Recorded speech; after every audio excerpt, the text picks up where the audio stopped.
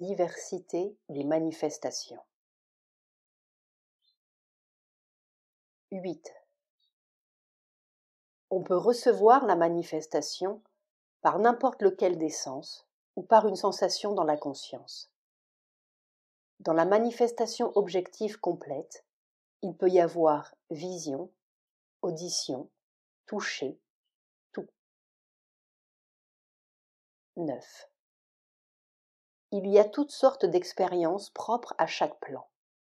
Formes symboliques, images de suggestion, représentation de la pensée, formation du désir ou de la volonté, construction de toutes sortes, choses réelles et durables sur le plan auquel elles appartiennent, choses trompeuses et déroutantes. Aller à l'aveuglette est le propre, non des phénomènes eux-mêmes, mais de la conscience, qui voit selon sa façon limitée et imparfaite de prendre connaissance des autres mondes. Chaque plan est un monde ou une conglomération d'une série de mondes. Chacun est organisé à sa façon, mais il est organisé et non pas livré au hasard. Seulement, il est certain que les plans plus subtils sont plus plastiques et moins rigides dans leur organisation que le plan matériel. 10. Ce que vous éprouvez est la chose normale quand se produit la libération.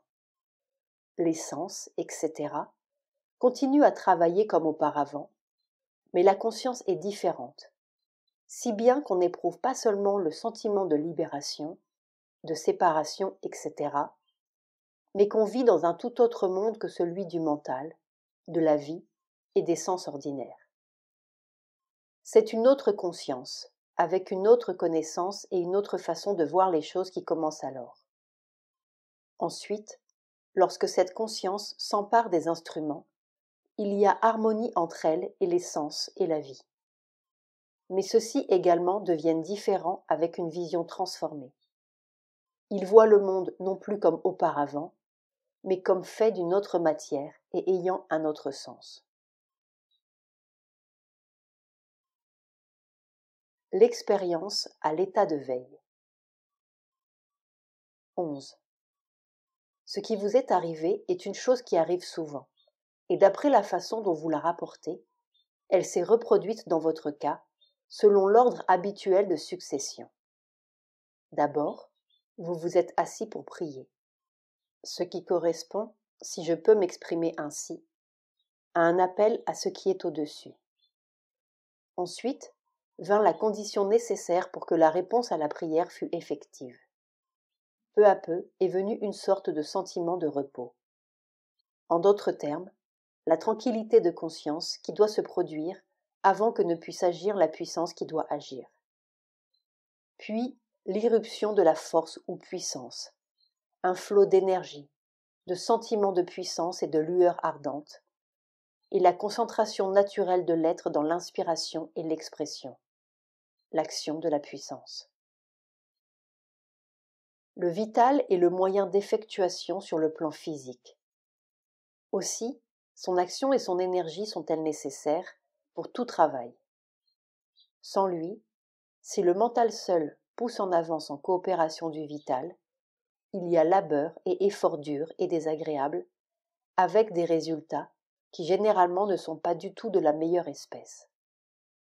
L'état idéal pour travailler, c'est lorsqu'il y a concentration naturelle de la conscience dans l'énergie spéciale, soutenue par un repos et une quiétude paisible de la conscience dans son ensemble. La distraction du mental par d'autres activités trouble cet équilibre d'aise et d'énergie concentrée. La fatigue aussi le trouble ou le détruit. La première chose à faire est donc de ramener l'état paisible qui soutient, et cela se fait généralement par cessation de travail et repos. Dans l'expérience que vous avez eue, cela fut remplacé par une tranquillité venue d'en haut, en réponse à votre attitude de prière, et par une énergie venue elle aussi d'en haut. C'est le même principe que dans la sadhana. C'est pour cette raison que nous voulons que les gens apaisent leur conscience, de sorte que puisse y entrer la paix supérieure, et sur la base de cette paix, une force nouvelle d'en haut. Ce n'est pas l'effort qui a amené l'inspiration. L'inspiration vient d'en haut en réponse à un état de concentration qui est lui-même un appel à elle. L'effort, au contraire, fatigue la conscience et n'est par conséquent pas favorable au meilleur travail. La seule chose, c'est que parfois, pas toujours, il s'en faut, l'effort culmine en un appel à l'inspiration, appel qui amène une réponse.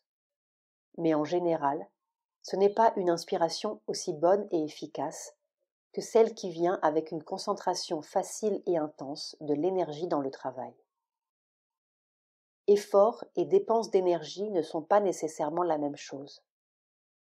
La meilleure dépense d'énergie est celle qui coule facilement sans aucun effort, lorsque l'inspiration de la force, n'importe quelle force, travaille d'elle-même et que le mental et le vital, et même le corps, sont des instruments enthousiastes et que la force coule en un jeu intense et joyeux, un travail qui n'est pas laborieux. 12. Puisque vous vous êtes ouvert à la force et que vous avez fait de vous-même un canal pour l'énergie de travail, il est tout à fait naturel que lorsque vous voulez faire ce travail, la force coule et agisse de la manière voulue ou de la manière qui est nécessaire et pour l'effet nécessaire. Lorsqu'on a fait de soi-même un canal, la force n'est pas nécessairement liée par les limitations ou incapacités de l'instrument. Elle peut les négliger et agir de sa propre puissance. En ce faisant, elle peut utiliser l'instrument humain simplement comme médium et le laisser, dès l'œuvre terminée, tel qu'il était auparavant, incapable dans les périodes normales de faire d'aussi bon travail. Mais elle peut aussi, par son action, corriger l'instrument, l'accoutumer à la connaissance et au mouvement intuitif nécessaire pour qu'il puisse à volonté disposer de l'action de la force. Quant à la technique, il y a deux choses différentes.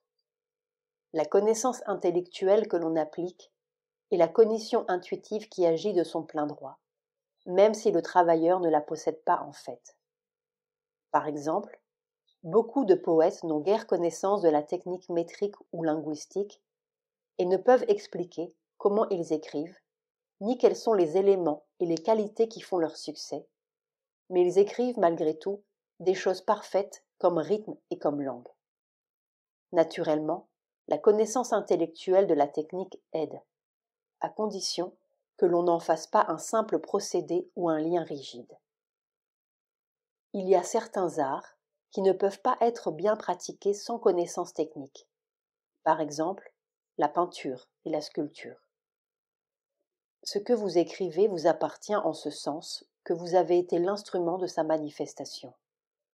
Il en est ainsi pour tout artiste ou travailleur, bien que dans la sadhana, il faille naturellement reconnaître que la puissance réelle n'était pas vous-même et que vous étiez seulement l'instrument sur lequel elle a joué sa mélodie. L'ananda de création n'est pas le plaisir qu'éprouve l'ego à avoir personnellement bien réussi et à être quelqu'un. C'est là quelque chose d'étranger qui s'attache à la joie du travail et de la création. L'ananda est provoqué par l'irruption d'une plus grande puissance, par l'émotion de se sentir possédé et utilisé par elle, l'avesha, par l'exultation du soulèvement de la conscience, par l'illumination, par l'action élargie et élevée, et aussi par la joie de la beauté, la puissance ou la perfection qui est créée. La mesure dans laquelle on le ressent dépend de l'état de la conscience à ce moment, du tempérament, de l'activité du vital. Naturellement, le yogin, et aussi certains esprits forts et calmes, ne se laissent pas emporter par l'ananda. Il le tient et l'observe, et nulle simple excitation ne se mêle au flot de l'ananda à travers le mental, le vital ou le corps. Évidemment, l'ananda de samarpana ou de réalisation spirituelle ou d'amour divin est quelque chose de beaucoup plus grand. Mais l'ananda de création a aussi sa place. 13. J'ai voulu dire que la conscience intérieure est ancrée là, même lorsqu'elle se trouve recouverte. Une fois qu'elle est là, la descente de la force, etc., se fait plus continue et tout au moins plus fréquente. Il reste encore à s'occuper des difficultés de la nature extérieure, mais cela peut se faire plus sûrement et plus efficacement en prenant pour base cette conscience intérieure. Il y a deux choses différentes. La première est que la conscience sort effectivement du corps, mais cela entraîne un sommeil profond ou une extase. La seconde est que la conscience se soulève hors du corps, s'installe en dehors de lui, au-dessus de lui, en se répandant, en s'amplifiant. Cela peut être la condition du yogin à l'état de veille. Il ne se sent pas dans son corps, mais il sent son corps dans un être libre et vaste. Il est délivré de la limitation dans la conscience corporelle. 14. C'est au contraire à l'état de veille que doit venir et durer cette réalisation pour qu'elle soit une réalité de la vie. Si l'on en a l'expérience en état d'extase, elle ne sera qu'un état supraconscient pour une partie de l'être intérieur. Elle ne sera pas réelle pour toute la conscience. L'expérience et l'extase ont leur utilité pour ouvrir l'être et le préparer. Mais on ne possède véritablement la réalisation que lorsqu'elle est constante à l'état de veille. C'est pourquoi, dans notre yoga, on attache beaucoup d'importance à la réalisation et l'expérience de l'état de veille. Travailler dans la conscience calme et qui toujours s'élargit est à la fois une sadhana et une siddhi. 15. Je ne comprends pas l'objection que vous faites à la validité de l'expérience de Vivekananda. C'était exactement la réalisation qui est décrite dans les Upanishads comme une expérience suprême du moi. En fait, il n'est pas vrai qu'une expérience acquise dans le samadhi ne puisse pas être prolongée dans l'état de veille. Expérience dont on n'a pas conscience. 16. Lorsque la conscience physique prédomine, on ne sent souvent aucun signe ni effet, même si les expériences sont là. 17. Il n'y a guère personne qui le sente, le processus d'assimilation. Il ne se passe pas à découvert. 18. Le fait que vous ne sentez pas une force ne prouve pas qu'elle n'est pas présente. La machine à vapeur ne sent pas qu'une force la fait mouvoir, et pourtant, la force est là. Vous me direz qu'un homme n'est pas une machine à vapeur. Il ne vaut guère mieux, car il n'a conscience que de quelques bouillonnements superficiels qu'il appelle lui-même.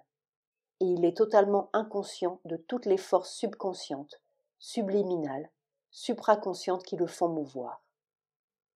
C'est un fait que prouve de plus en plus la psychologie moderne, bien que celle-ci n'est que la force inférieure et non la supérieure, et par conséquent, il ne faut pas que votre flair rationnel la considère avec dédain. L'homme babille intellectuellement, sottement sur des résultats superficiels, et les attribue tous à son noble moi, sans vouloir se rendre compte que son noble moi est bien éloigné de ce qu'il voit, caché derrière le voile de son intellect aux étincelles peu brillantes, et derrière le brouillard fumeux de ses sentiments, émotions, impulsions, sensations et impressions vitaux. Aussi votre raisonnement est-il totalement absurde et futile. Notre but est de faire sortir les forces secrètes de leur retranchement et de les mettre à découvert, si bien qu'au lieu d'en avoir quelque ombre ou quelque aperçu qui passe à travers le voile, ou au lieu qu'elles soient totalement obstruées, elles puissent se déverser et s'écouler en fleuve.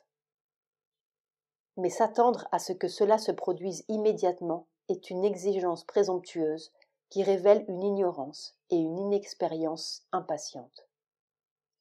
Si au début elle commence à couler goutte à goutte, cela justifie la croyance en une cataracte future. Vous admettez que vous avez vous-même senti une ou deux fois une force qui descendait. Cela prouve que la force était présente, et est présente, et à l'œuvre. C'est seulement l'effort herculéen dans lequel vous suez qui vous empêche de la sentir. Par ailleurs, Ce sont les premières gouttes qui nous assurent que la grande chute d'eau peut se produire. Il suffit de continuer, et par notre patience, de mériter cette chute, ou encore, sans même la mériter, de se laisser aller jusqu'à ce qu'on la reçoive. Dans le yoga, l'expérience elle-même est une promesse, un avant-goût, mais elle s'arrête jusqu'à ce que la nature soit prête pour l'accomplissement. C'est un phénomène que connaît bien tout yogin lorsqu'il se reporte à son expérience passée. C'est ce que furent les brèves descentes d'Ananda que vous avez eues parfois auparavant. Peu importe que vous n'ayez pas eu une obstination de sensu, tous les yogins ne sont pas du type des sensus. Si vous vous accrochez d'une façon ou d'une autre, ou si vous êtes accroché, cela suffit. 19. Une occasion spirituelle n'est pas une chose qu'il faille rejeter avec légèreté en pensant que ça ira bien la prochaine fois, car on ne peut pas être sûr de la prochaine fois. En outre, cela laisse une trace et à l'emplacement de cette trace, il peut y avoir répétition. Expérience psychique dans le yoga, Sri Aurobindo.